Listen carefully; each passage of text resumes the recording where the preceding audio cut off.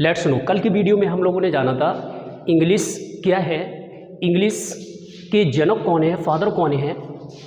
I think आप लोगों को बहुत अच्छे से समझ में आ गया होगा कल के वीडियो में कि इंग्लिश के बारे में आपने जाना है। अभी तक आप लोगों ने बहुत बार पढ़ी होगी इंग्लिश, बचपन से ही पढ़ते चले आए होंगे कि इंग्लिश क्या है, लेकिन रियल जो है आपको कल बताया गया कि इंग्लिश क्या है और इंग्लिश के फादर ऑफ इंग्लिश कौन है एग्जैक्टली और इंग्लिश के जो बेसिक पॉइंट होते हैं, बेसिक पॉइंट में ही आपकी कमजोरी होती है।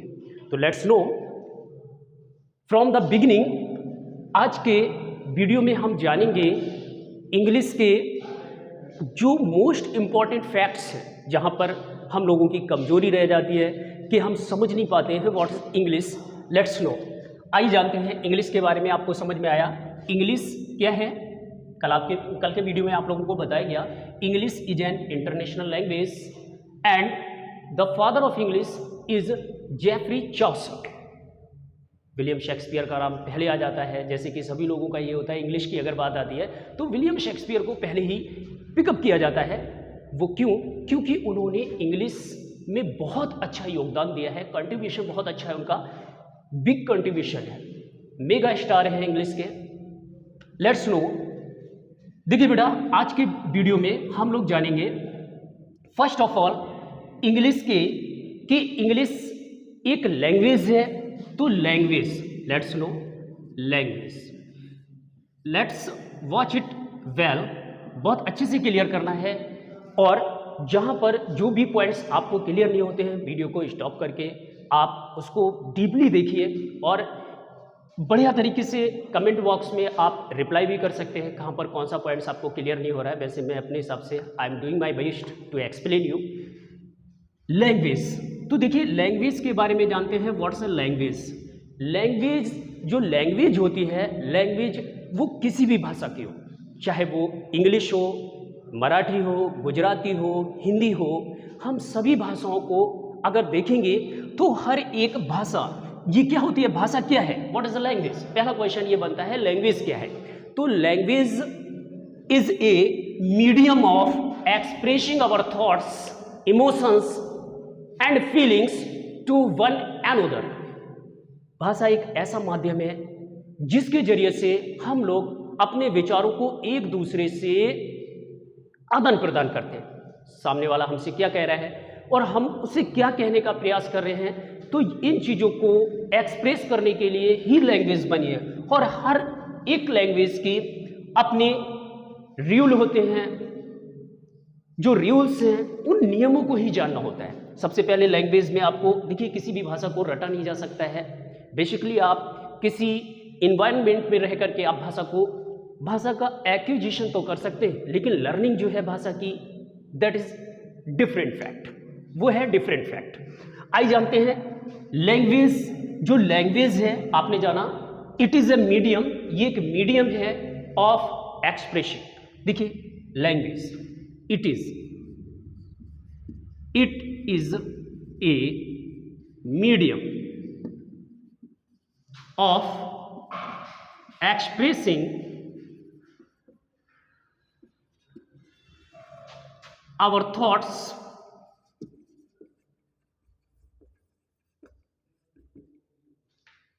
feelings and emotions to one another, that is language। देखिए it is a medium of expressing our thoughts, feelings and emotion to one another.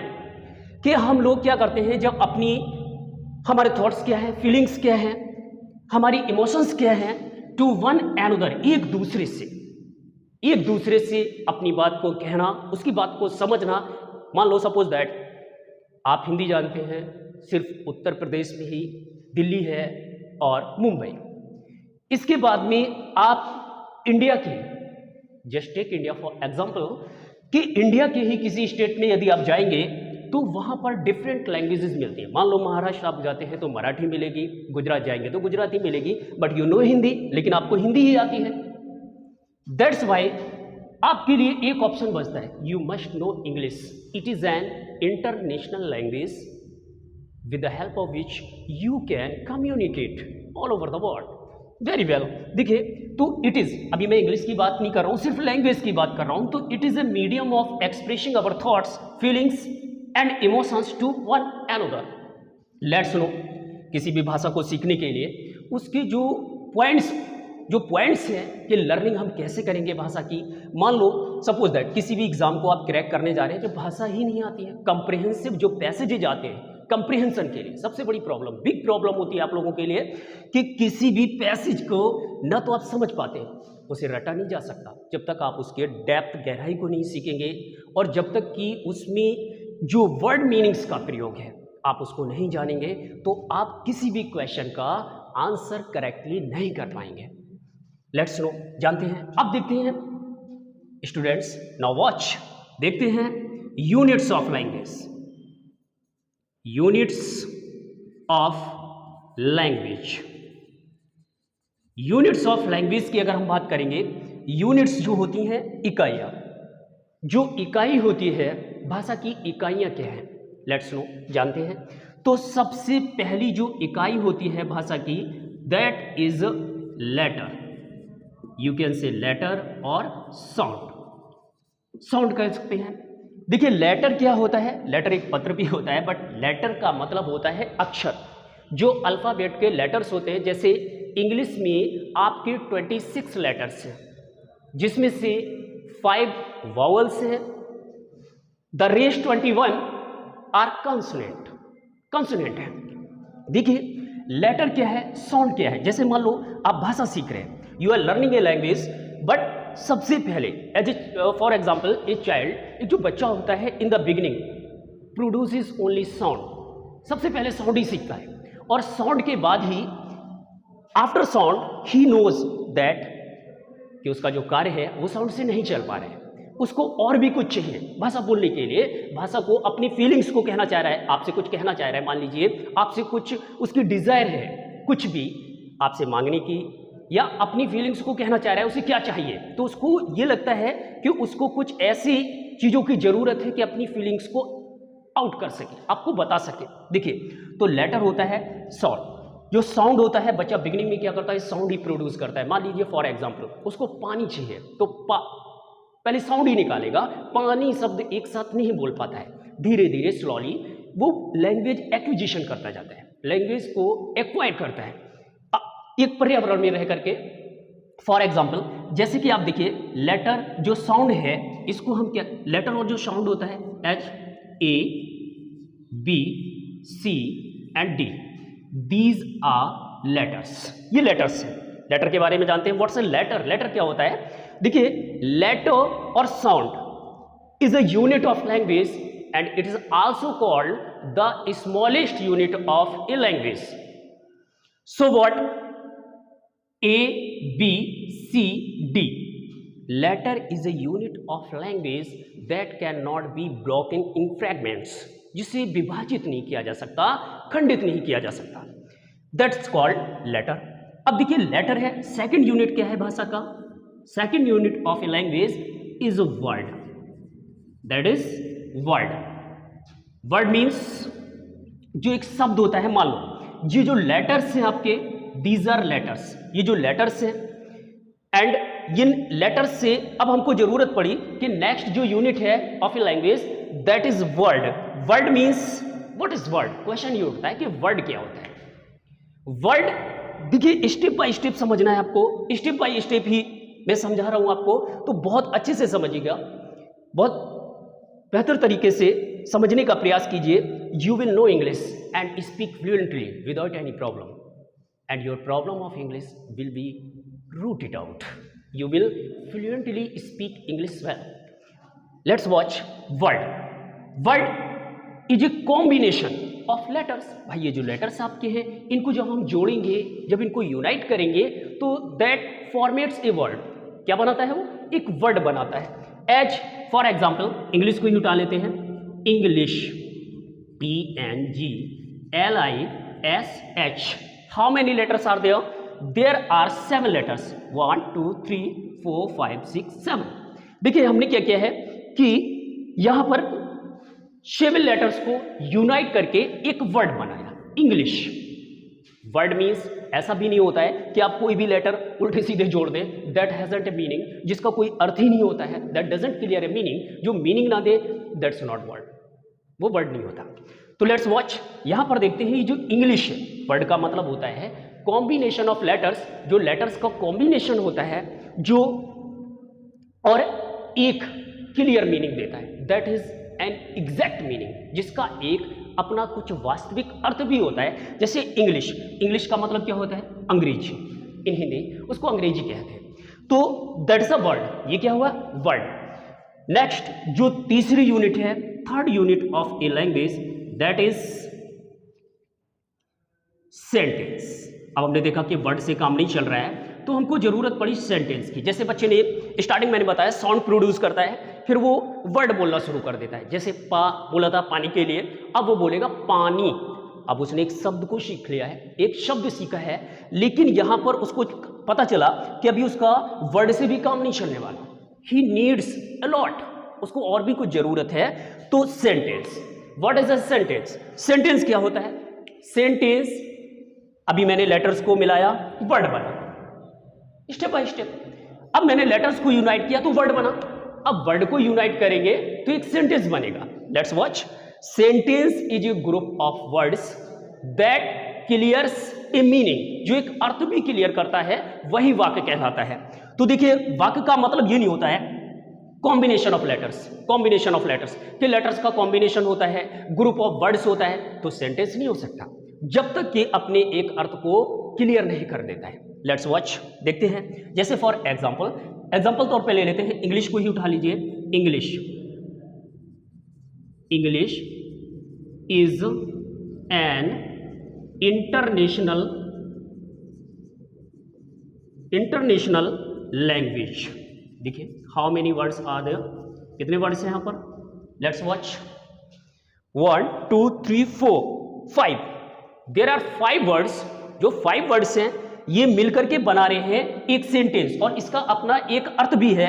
English is N, अंग्रेजी के है, इज एन है, इंटरनेशनल अंतरराष्ट्रीय लैंग्वेज भाषा है, दैट्स एन इंटरनेशनल लैंग्वेज, जो एक इंटरनेशनल लैंग्वेज है। देखिए अंतरराष्ट्रीय भाषा है, English is an international language. तो यहां पर ये जो आपके 5 वर्ड्स हैं ये मिलकर के एक अर्थ भी क्लियर कर रहे हैं, एक अर्थ क्लियर कर रहे हैं, जिसका अर्थ हिंदी में हो रहा है कि अंग्रेजी एक अंतरराष्ट्रीय भाषा है। तो दैट इज द सेंटेंस। अब देखिए सेंटेंस के जो पार्ट्स हैं, सेंटेंस के अगर हम पार्ट की बात करेंगे तो there are 2 parts of a sentence, subject and predicate, विषय और विधेय। देखिए सब्जेक्ट, और अगर हम टाइप्स ऑफ सेंटेंस की बात करेंगे, there are 5 kinds of sentence. इनके बेसिक फॉर्म 2 ही होते हैं, असर्टिव एंड इंटेरोगेटिव। बाकी जो 3 हैं वो इन्हीं के योग से मिलते जुलते हैं, लेकिन इन्हीं के योग से ही बनते हैं। तो 3 सेंटेंसेस ये डिपेंड करते हैं सेंस पर। तो रियल फॉर्म इसके बेसिक 2 ही है, और कुल मिलाकर इनके फॉर्म्स बनते हैं 5, assertive, interrogative, imperative, optative and exclamatory sentence. I think so far you have cleared all these points well. Now you have to make notes. Notes भी बनाते जाना। अगर आपको कहीं पर कोई भी पॉइंट्स क्लियर नहीं हो रहे तो वीडियो को रोक करके उसको नोट करते जाइए, ताकि आपको बहुत अच्छे से याद भी बने रहे कि बहुत अच्छी तरीके से you are just learning a language, not acquiring. आप किसी भाषा का अर्जन नहीं कर रहे हैं, सीख रहे हैं, और सीखने के लिए आपको सभी एस्पेक्ट, सभी पॉइंट्स को डीपली जानना होता है। Clear? Let's watch, we have clear 3 units of language. Language के 3 यूनिट्स अभी हमने क्लियर करे हैं। Let's watch the next point, 4th unit of a language. जो 4था यूनिट है दैट इज अ सी।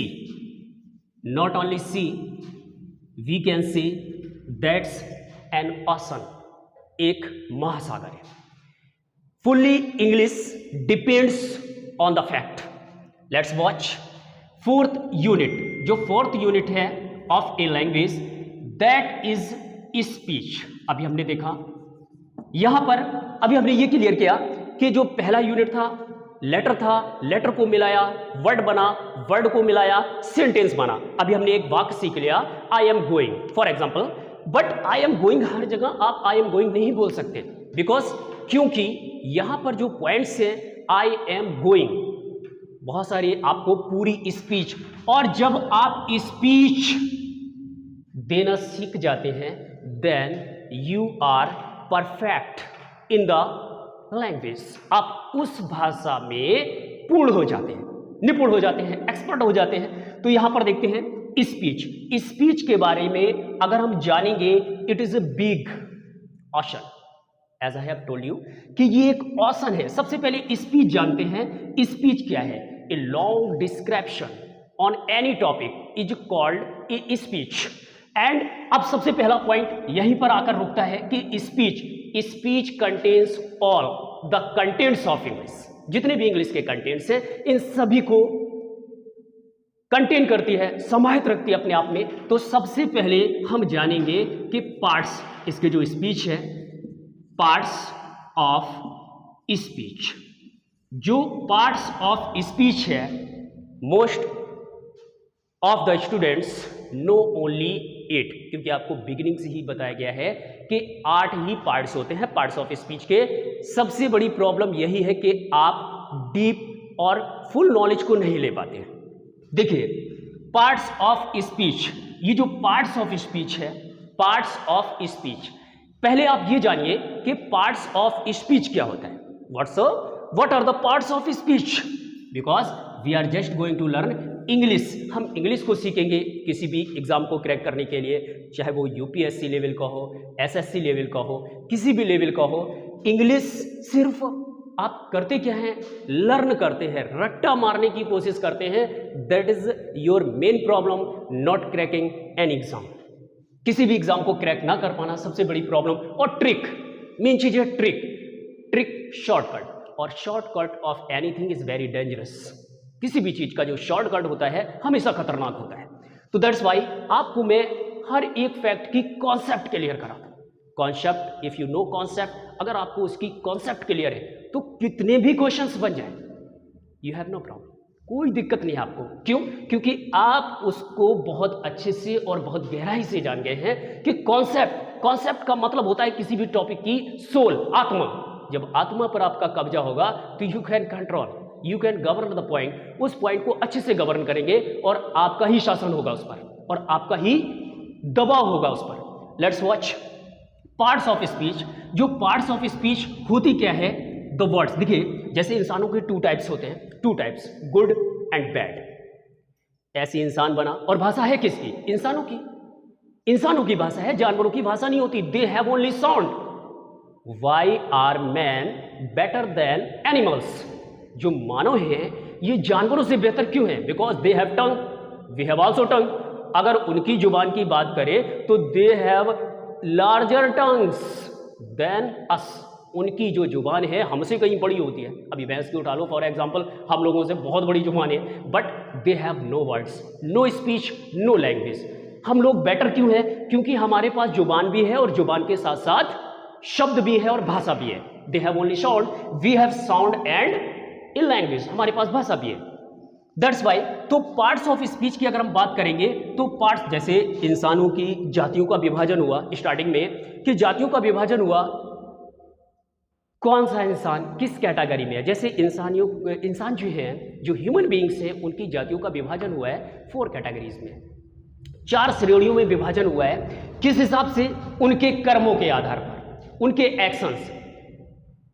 जैसे ब्राह्मण, क्षत्रिय, शूद्र, वैश्य, ये 4 जो उनकी जातियों का विभाजन किया गया उनके कर्मों के आधार पर हुआ है। इसी प्रकार से भाई इंसानों की जब भाषा है, जब भाषा भी इंसानों की है, तो भाषा के जो शब्द हैं इनको भी इनके कर्मों के आधार पर ही नेम दिए गए। भाई नाउन को नाउन क्यों कहा, प्रोनाउन को प्रोनाउन क्यों कहा, एडजेक्टिव को एडजेक्टिव क्यों कहा, वर्ब को वर्ब ही क्यों कहा?